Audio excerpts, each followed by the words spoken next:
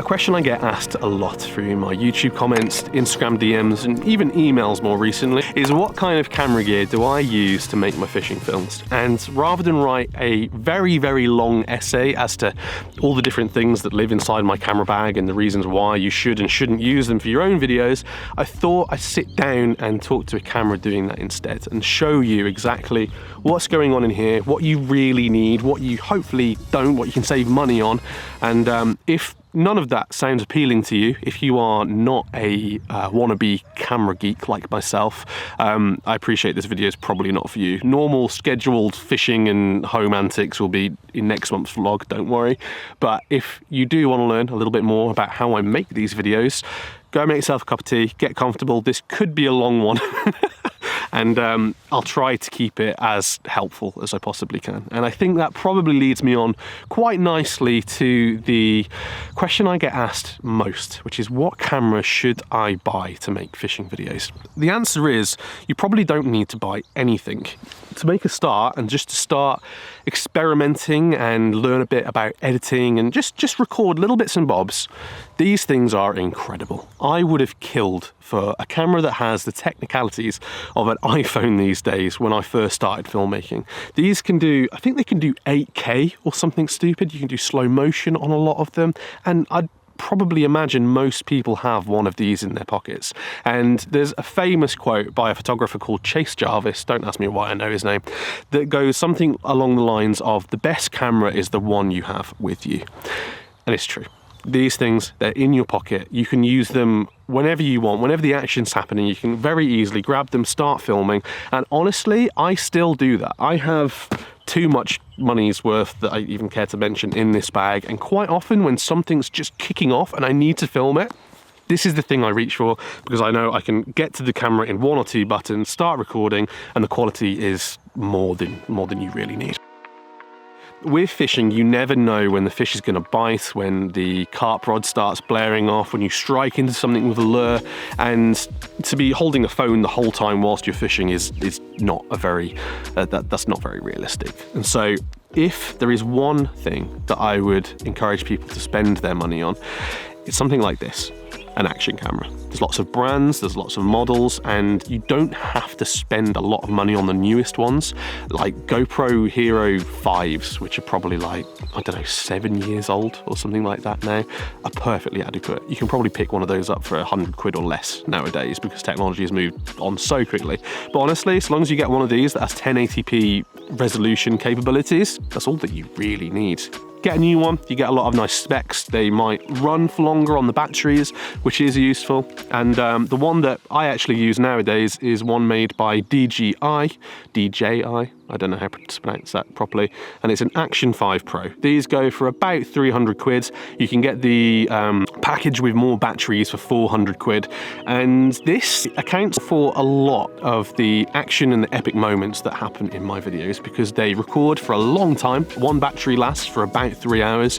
It's easy enough just to pop a new battery in very, very quickly. They just come out the side slot like that and you can put a new one in. It's probably not the answer you were thinking, I would say. I think when people ask me for camera recommendations, they're probably thinking about what I'm recording on right now. But the biggest bit of advice I could give anybody that's interested in getting into filming their own fishing videos is roll all the time, because you never know when the action's going to kick off. So these things, put it on a chest mount so that it just lives here, do your fishing, and know that when the crazy thing kicks off, you know that you're already recording and that it's captured. Okay, so step two.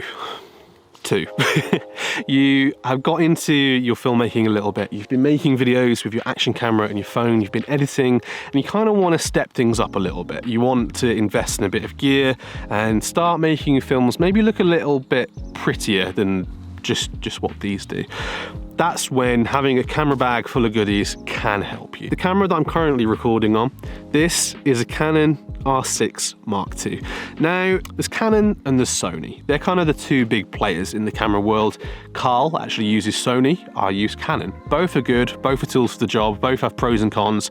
I'd probably encourage people to go Sony nowadays, to use something like an A7S III if you can afford it. Those cameras are incredible, but I've been with Canon for a long time now. These are what I've invested in. I have a lot of the lenses that go on these cameras, and and that's why I've got that. So the Canon R6, this is kind of my main camera that I use for a lot of my talking to camera bits like this. When I'm shooting pretty B-roll and I want the background to be blurred and the subject crispy, it's this camera that I reach for. This is when I'm doing the storytelling thing and capturing shots to help make the film, I use that camera. Moments, again, I film mostly on these when everything goes mad, but when I'm in control of the film and I'm trying to tell a story, it's this that I use. Sometimes it's useful to have two mirrorless camera bodies. That's what this is. And so for my backup camera, I have this. This is a Canon R. I would have two of the R6s if I could, but they're expensive. So at the moment I've just got this. And for when I don't know, if I'm doing a rig tying sequence and I want it to look nice, I'll shoot wide on this camera and then have this as a close-up on my hands of what I'm doing. If I'm casting and I want one camera to be on me whilst I'm doing the cast and one camera to be pointing at the water so that you see where it lands, I might use it for something like that. There's a few occasions where having the two angles is quite handy. It means you don't have to repeat it and do it all over again twice just to get different angles of the same thing. So yeah, on occasion, that's quite useful. Not a need at all. There's plenty of big YouTubers that I know that just have one of these and are doing just fine, but it's a luxury that I do tend to use quite a bit. So the next thing I should probably talk about is lens choice. Now this is a rabbit hole, and there's lots of opinions of what lenses you should buy for what different situations, but there's only ever really two that I use commonly. One is already on this camera. This is a 28-70 zoom lens. This is quite a nice one. It goes down to f2.8, which is the aperture of what this lens can do, which I mean, I could try and give you guys a crash course of filmmaking, but that's probably best to somebody more qualified than I am. But aperture is basically how good the lens is in low light. The lower the aperture number, so 2.8, is quite good for a zoom lens. This lens I probably do 80% of my filmmaking with. It's nice and wide at the 24 end, and then 70 is good enough to punch into close-ups when you're near to something, or you can have a little bit of reach to film things like birds in trees, or again, leads hitting the water on the far side of the lake. You get a little bit.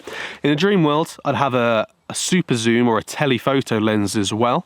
When I work with Carl, he has a very, very nice one, a 100 to 400 lens, I think, that lets you punch in closer. But on a day-to-day, when you are making fishing films, that's not a very helpful thing to have. It's quite heavy, it slows you down, and that's why I don't have one. I don't feel the need all of the time. However, the second lens that I think is probably a must for anybody that's doing carp fishing in particular is a 35mm 1.4 lens.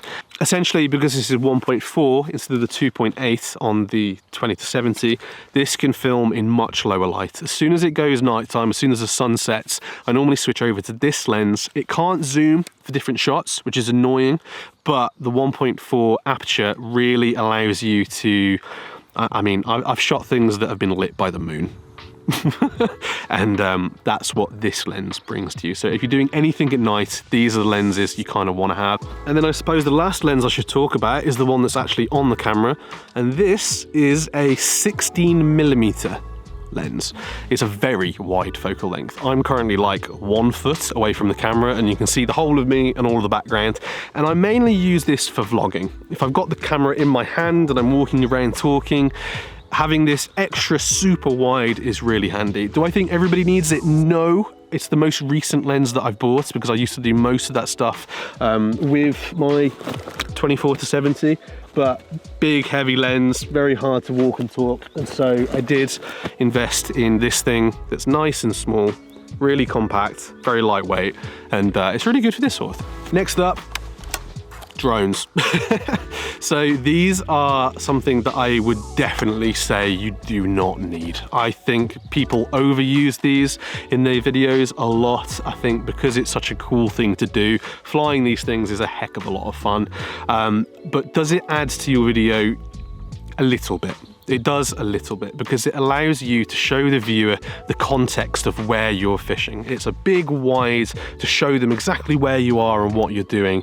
But a lot of people then have these long sequences of lots of drone shots because they do look cool, but they don't really add to your story as much as this, as doing things, having the action camera doing the fishing. So I have one because, yeah, I like to make my films look pretty. I like to be able to show you guys where I am, what I'm doing.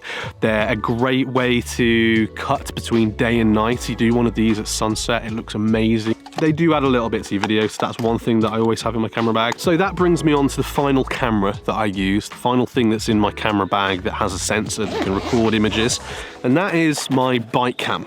And yes, this is a box, this is not the camera, but everything that I need for it is in there. So what is a bike cam is probably something that I should explain, and it's kind of a thing that's more to do with carp fishing than anything else. When you see an alarm start screaming and the bobbin hit the top of the line and it starts going, and then you hear somebody running up and hit the rod, a lot of people wonder how on earth we do that. Are you recording all the time? Yes. And that's what this does. So in here, essentially, portable battery, kind of an expensive one. I think this is about 80 quid because it has a very high capacity. I have a baby little tripod. I have a cable that attaches the portable battery to the camera. And then the camera itself, you've actually already seen me using. It's a second action camera. And then once all of this is set up and all together and powered by the portable battery, this actually lasts for 36 hours. I then have 2 more portable batteries that I can swap them out so I can record for, well, a whole week at a time. And any time that alarm blares off, I know that I've got that shot. Is it over the top? Yes, probably, but also the bite happening is probably the most exciting bit of a carp fishing film. And so this enables you to get that moment. It always comes back down to always be rolling, always get all of the moments, because that is what makes your film more exciting. So that brings me on to accessories. That's all really that's left to go through. The first one, and probably the most important one for anybody that really wants to make their videos good, is microphones.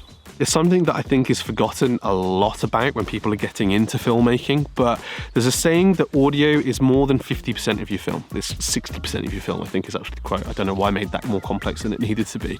But if something doesn't sound good, people are far less willing to watch. This one here, this is a little Rode Video Go. This goes on my second camera just to help. The one that I have actually on the top of my camera is, if I start recording on this, this is a Rode VideoMic Pro. It's quite an expensive one. I think that thing's £300. It's a lot, but it's powered by lithium batteries. It turns on and off with the camera, and it's a great bit of tech. It's got a load of buttons on the back, which I never use. I just left it as it's set up.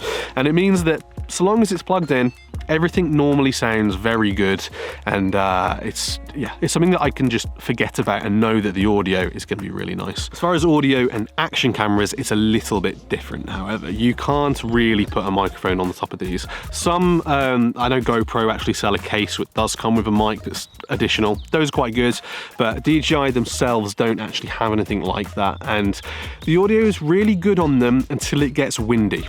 As soon as there's a bit of a breeze, the audio becomes pretty much unusable, and all you can hear is and there's not a lot of ways to fix it. One thing that I have tried in the past was attaching a furry sticker to the top of it. You can get I can't remember what they're called, but they're called windscreens, essentially, audio windscreens. They're little stickers that you can put on the microphones themselves.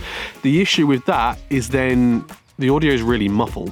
Sounds like you're talking like this. That's kind of rubbish too. It's, again, not really a good solution. The only way that I've found to kind of combat this is by running a separate audio recorder on my chest next to it, which I'll show you now. So there's a few different kinds of these. This is the DJI one that actually connects to this, which is very nice. But this is a wireless lavalier, also known as a lapel mic. These sit, you might see them in a lot of videos actually. People normally have them like just there hanging out, or they might put them on this shirt like that.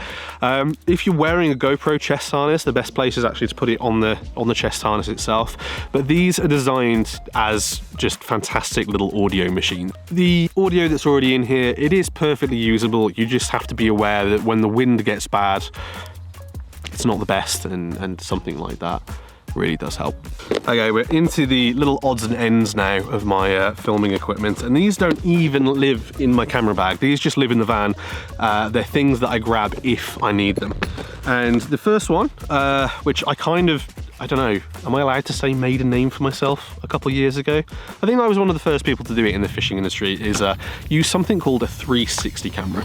These have two lenses. They're essentially two cameras in one, and they enable you to film in all aspects. Like, everything around you is being recorded at the same time, and you can actually choose the shot later when you're editing. These are, well, they have loads of uses. It's kind of only bound by your imagination, but if you are boat fishing, you can put one of these on the side of the boat and you can look down and look around, see a fish being netted, things like that. I've cast these before on the ends of rods so that you feel like you are the rig plummeting into the water. They are gimmicky. They are novel. They allow you to get shots that nobody's ever seen before, and that can be cool, but similar to the drone, they can be completely overused and make people feel like, yeah, this looks cool, but what's the story? What's the man trying to do? You can also put those on a selfie stick so that you can push it down into the water, or you can have it above your head. Something that I do a lot when lure fishing on my own is I'll have my action camera here, and then I will attach this with the 360 camera to my... Let's try that again. So I'll have my action camera on my chest, and then I'll use these selfie sticks attached to my rucksack behind me with the 360 camera above, and then that kind of enables me to have two angles even though I'm on my own. I can see out front, and then I can look down on myself as well. It's kind of useful. Again, quite niche, but helps a bit.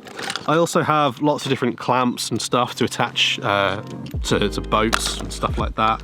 I have the underwater case for the 360 camera for if I'm chucking it below the surface. And then the last thing that I have in this box is a light. I actually have a couple. This is probably a more traditional, you know what this is a bivvy light. These things are actually fantastic for lighting fish in the middle of the night if you need to lift them up or anything like that. And then this is a new one that I bought, and it's actually an inflatable light. So you unfold it, you do this, it makes a weird sound,